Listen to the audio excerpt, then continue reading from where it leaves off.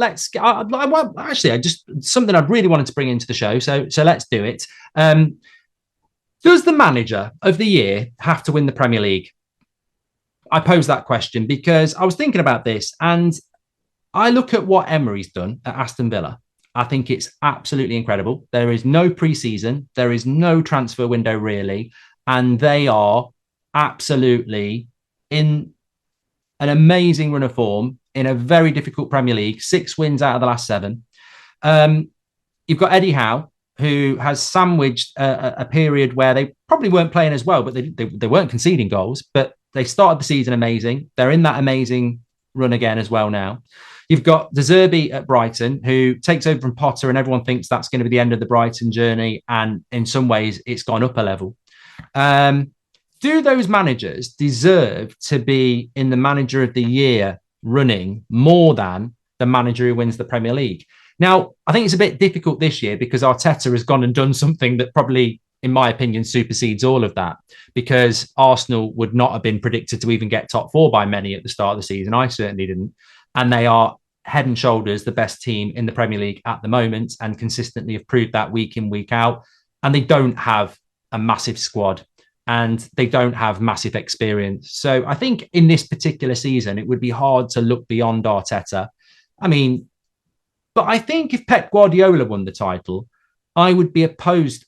I would almost say that's an interesting one. If Pep Guardiola wins the title with Man City, I would say Arteta, Eddie Howe, and De Zerbi deserve manager of the year more for what they've achieved with what they've got. And I suppose that's the point, really.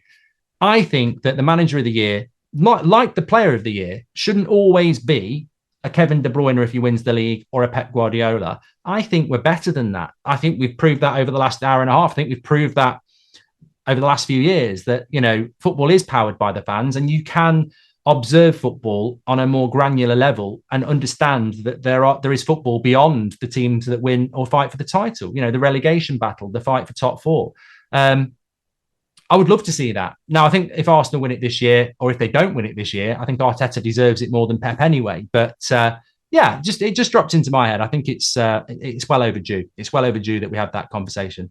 Right, we're going to go to Daniel, who is an Arsenal fan, and he wants to talk about VAR and Liverpool, and should Arteta be manager of the year if Arsenal win the title? Well, Daniel, you might have just heard what I've got to say. What are your thoughts on that? Yeah, hi, Mark. Great show as usual. I'd probably agree with you there. I think the fact that if Pep won it, if he won the league, I don't think he would win the manager of the year award, but just because the fact that, you know, with his resources and he's got compared to Arteta, it's almost expected of him to sort of be there or thereabouts with the league. It's the experience as well. He's done it before, hasn't he?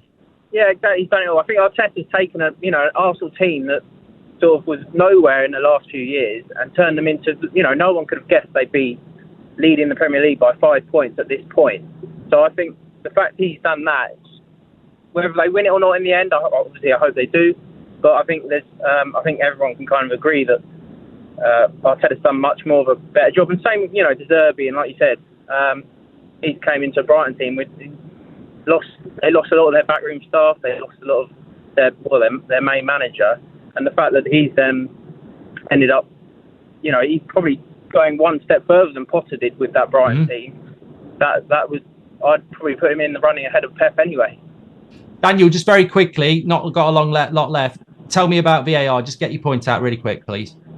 Yeah, I'd just like to say that the fact that a lot of people saying about the bias of the top 6. I think every club in the Premier League, every fan could call in and say that they've had bad decisions go their way. I think you're spot on about the accountability part. No one takes any accountability of it. The refs, they seem to be sort of protected by whoever, and I just wish that, you know, if anyone else did their job that as bad as the refs are doing at the moment, VAR are doing at the moment, then they would be sacked. They would be. So I think we need to have a look at the refs and the people in the VAR rooms and really try and work out, sort of give them more training or make it a lot clearer to the fans of what we can get out of VAR.